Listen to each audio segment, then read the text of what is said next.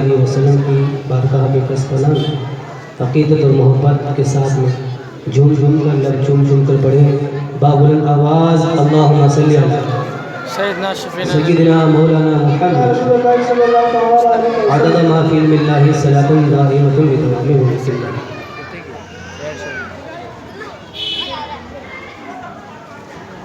انشاءاللہ ہمارے مہمان خصوصی تشریف لائیں گے اور ان کا ایک بہترین اور نایاب خطاب سماعت کریں گے. تو جب تک لائٹ گئی بھی ہے ایمرجنسی سے کام چلاتے ہیں کہ سن کے میلاد مصطفیٰ مناتے ہیں. تو کوئی درود پاک پڑھ کے مناتا ہے، تو کوئی نعت پڑھ کے مناتا ہے، تو کوئی قرآن کو تلاوت کر کے مناتا ہے، اس لیے کہ پورا قرآن ہی نعت مصطفیٰ، سبحان اللہ، پورا قرآن ہی نعت مصطفیٰ ہے. چاہے بیان کریں، چاہے اس کو طرز کے ساتھ میں پڑھیں، طرز کے ساتھ میں پڑھیں تو اس کو نعت کہتے ہیں، اور اس کو الگ الگ چیدہ الفاظ میں بیان کرنے کو بیان کہتے ہیں. قرآن کی تلاوت بھی یہ نعت مصطفیٰ ہے. اس لیے میرے آقا علیہ الصلوۃ والسلام کا ذکر خیر ہمیں کرتے رہنا چاہیے، اور پوری کائنات کرتی ہے. یہ نثار تیری چہل پہل پر ہزاروں عید ربیع الاول، نثار تیری چہل پہل پر ہزاروں عید ربیع الاول، سوائے ابلیس کے جہاں میں سبھی تو خوشیاں منا رہے ہیں، سوائے ابلیس کے جہاں میں سبھی تو خوشیاں منا رہے ہیں. اور کیوں نہ منائے؟ اس لیے کہ آج ہم جو اپنی ناکوں سے جو سانسیں نکال رہے ہیں واپس ڈال رہے ہیں، یہی بھی مصطفیٰ کی آمد کا صدقہ ہے. کیونکہ وہ جو نہ تھے تو کچھ نہ تھا، وہ جو نہ ہو تو کچھ نہ ہو. جان ہے وہ جہان کی، جان ہے تو جہان، جان ہے وہ جہان. یہ جتنا بھی جہان ہے ہمارے جسم میں جب تک جان ہے ہمارا جسم سلامت ہے. جیسے ہی جان پرواز کر جائے، چلی جائے، وہ بے جان ہو جاتا ہے. اب اس کو ہلایا ڈھلایا جائے تو اپنے بل پر وہ اپنا ہاتھ بھی نہیں اٹھا سکتا. تو کیوں؟ اس لیے کہ اس کی جان چلی گئی. اس لیے کہ آج پورے عالم کی جان جان مصطفیٰ صلی اللہ علیہ وسلم، اور جب تک وہ ہے یہ کائنات سجی ہوئی ہے، اور جب تک رہے گے کائنات سجی ہوئی رہے. اس لیے کہ آج تو کائنات تو سبھی سجی ہوئی ہے.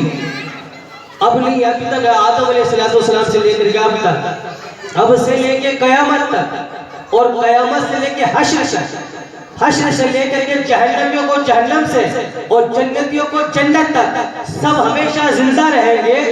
یہ ان قریب ہمیں موت آ جائے گی، اس کے بعد پھر زندہ ہونا، لیکن یہ زندگیاں چلتی جا رہی ہیں. اس لیے کہ مصطفیٰ کی ذات زمین پر باقی ہوگا. ملنا تشریف فرما، اس لیے ہم میلاد مصطفیٰ مناتے ہیں. اور ایک مسلمان کا فریضہ بنتا ہے کہ جس کا کھاوا اسی کا گاوا، تیرا کھاوا میں تیرے گیت گاوا یا رسول اللہ، تیرا میلاد میں تو نہ مناوا یا رسول اللہ. اور ماروی کے جس کی کھاتے ہیں بادل اسی کی بجاتے ہیں حاضر. یہ بہت ہی پرانی باتیں ہیں. خیر، ہم ذکر مصطفیٰ صلی اللہ تعالیٰ علیہ وسلم کی سعادت سے سرفراز ہو رہے ہیں. آپ نے اپنے محلے کو سجایا، اپنی مسجد کو اور اپنے گھروں کو سجایا. میلاد مصطفیٰ کے موقع پر اللہ تبارک و تعالیٰ انہی کی آمد کے صدقے، انہی ڈیکوریشن کے صدقے مولا کریم ہماری قبر کو بھی منور فرمائے، ہماری قبروں کو بھی منور فرمائے. میرا آقا علیہ السلام اس وقت تشریف لائے، اور حضور علیہ السلام کی آمد کا چرچا آج ہم ہی نہیں کر رہے، آج ہم ہی نہیں کر رہے ہیں، بلکہ آدم علیہ السلام جو دنیا کے انسانوں کے سردار ہیں، کہ تمام انسانوں کے جو باپ ہیں، انہیں سے لے کر کے حضرت عیسیٰ علیہ نبینا علیہ السلام تک سبھی نے نبی کونین صلی اللہ تعالیٰ علیہ وسلم کا ذکر خیر بنایا، ذکر کیا. اب لوگ کہتے ہیں یہ کہاں صحابی تھا؟ کسی صحابی نے بنایا، کسی ولی نے بنایا، یہ بنایا وہ بنایا. تو کہا یہ میلاد مصطفیٰ منانا کہاں لکھا ہے؟ تو میں نے دل کر کے جواب دیا کہ ہر عاشق رسول کی قسمت میں لکھا، ہر عاشق رسول کی قسمت میں لکھا. تو لہٰذا آپ تاریخ کا مطالعہ کریں. وہ جاہل ان پڑھ ہوں گے جو اس طرح سے بات کرتے ہوں گے. آدم علیہ السلام سے لے کر عیسیٰ علیہ نبی علیہ السلام تک جتنے بھی انبیاء کرام آئے سبوں نے یہ اپنی امتوں سے کہا، اپنے ماننے والوں سے کہا کہ آخری پیغمبر آئے گا جن کی امت میں پیدا ہونا ہم بھی شرف محسوس کرتے ہیں، ہم بھی چاہتے ہیں کہ امت مصطفیٰ میں پیدا ہو۔ موسیٰ علیہ السلام کی خواہش، عیسیٰ علیہ السلام کی خواہش، سبوں نے جو ہے دعوت دی کہ آنے والا آئے گا، آنے والے آئے گا۔ جب بربریت کا ماحول تھا، جان جان کی دشمن تھی، باپ بیٹا، بیٹی ماں کی، ہر انسان ایک دوسرے کا پرایا تھا، بچوں پر ظلم و ستم کے پہاڑ توڑے جا رہے تھے، عورتوں کی قسمتوں کو تار تار کیا جا رہا تھا، بوڑھے ماں باپ کو دھکے مار کے گھروں سے نکال دیا جاتا تھا، ماؤں کو معاذ اللہ ثم معاذ اللہ حوش کا شکار بنا لیا جاتا تھا، بازاروں میں بیچ دیا جاتا تھا، چوری کا معاملہ شرع عام تھا، بات پر زبانیں کم چلتی، تلواریں زیادہ چلتی، بربریت کا عالم تھا، ہر شخص اور ہر نفس یہ فریاد کر رہا تھا کہ مالک و مولا کوئی امن و شانتی والا کوئی رسول عطا فرما دے۔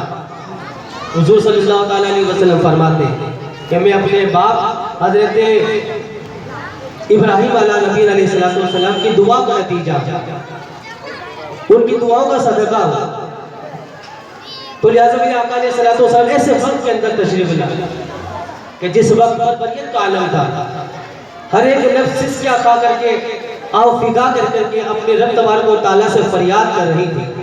اور جیسے میرے آقا اس وقت جب کسی گھر کے اندر بچی پیدا ہو جایا کرتی تو باپ کی پیشانی پر غم کی لکیریں نمایاں ہو جاتی اور دھاڑے مار کے روتا، چھاتی کو پیٹتا کہ ہائے افسوس، میرے گھر کے اندر بچی پیدا ہو گئی ہے، اب میرے گھر کے اندر باراتیں آئے گی، کوئی میرا جو ہے جوائی بن کے آئے گا، کوئی میرا داماد بن کے آئے گا، اور لوگوں کے سامنے میں کیا منہ دکھاؤں گا۔ اسی کی وجہ سے لوگ اپنے آپ کو شرمندہ نہ ہو، اس وجہ سے اپنی بچیوں کو زندہ زمین میں دفن کر دیا گیا،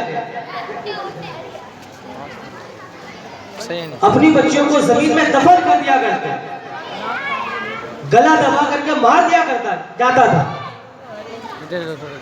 یہ بچیوں کا حال ہوا کرتا۔ آج بچوں سے آپ کتنی محبت کرتے ہیں، باپ اپنی بچوں سے کیسی محبت کرتا۔ یہ محبت آمنہ کے لال کے آمد کا صدقہ ہے کہ وہ ان کی آمد نہ ہوتی تو بچوں کا وقار، بچوں کا مقام نہ ملتا۔ اور ایک صحابی رسول نبی کونین صلی اللہ علیہ وسلم کی بارگاہ میں حاضر ہوئے اور اسلام کی دامن سے وابستہ ہوئے، کلمہ پڑھا، مسلمان ہوئے، صحابی رسول کے مرتبے سے سرفراز، دنیا کے اندر جتنے بھی انسان ہیں سارے صحابی کے نیچے ان کا مرتبہ۔ اسے خوشی کا عالم کے اندر رونے لگے، روتے روتے آپ کی ہچکیاں بن گئی، آنکھوں سے آنسو جاری ہو گئے۔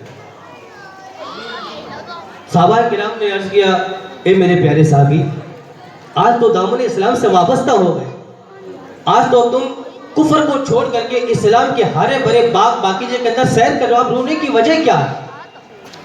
میرے آقا علیہ السلام نے پوچھا، صحابی رونے کی وجہ کیا ہے؟ عرض کی، سید یا رسول اللہ، میرے پچھلے گناہ جو میں نے کیا تھے وہ مجھے یاد آ رہے ہیں، میں نے جو گناہ کیے تھے پچھلے وہ مجھے یاد آ رہے ہیں۔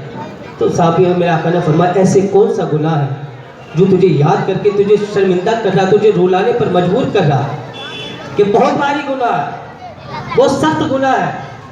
کہ کیسا گناہ ہے؟ ظاہر فرما، بتا کیا گناہ کیا؟ تو کہا، یا رسول اللہ، آپ تو جانتے ہیں زمانہ جاہلیت کے اندر ہم کئی بیویوں کے مالک ہوا کرتے، ہماری تحت ماتحت کئی بیویاں ہوا کرتی، لہٰذا میری بھی ایک بیوی تھی، اس کے اندر وہ جب امید سے ہوئی تو میں نے اس سے کہا کہ گھر کے اندر اگر بچہ پیدا ہو، لڑکا پیدا ہو تو اس کی اچھی تربیت کرنا، تعلیم سے آراستہ پیراستہ کرنا، اچھا ہنر، اچھا سلیقہ سکھانا اور اس کو جو ہے اچھی تدبیر سکھانا، اور بچی پیدا ہو جائے تو جو ہے اس کو گلا دبا کر کے زمین میں دفن کر دینا، زمین میں دفن کر دینا۔ یہ وصیت کر کے جب اپنے میں کسی کام سے چلا گیا اور کچھ مدت کے بعد میں جب آیا گھر کے اندر دیکھتا ہوں تو گھر کے اندر آنگن کے اندر ایک پھول جیسی مسکراتی ہوئی بچی کھیلتی ہوئی نظر آ رہی۔ میں نے اپنی جوزا سے پوچھا کہ یہ کون بچی؟ تو جوزا نے مجھ سے چھپایا کہ میرے شوہر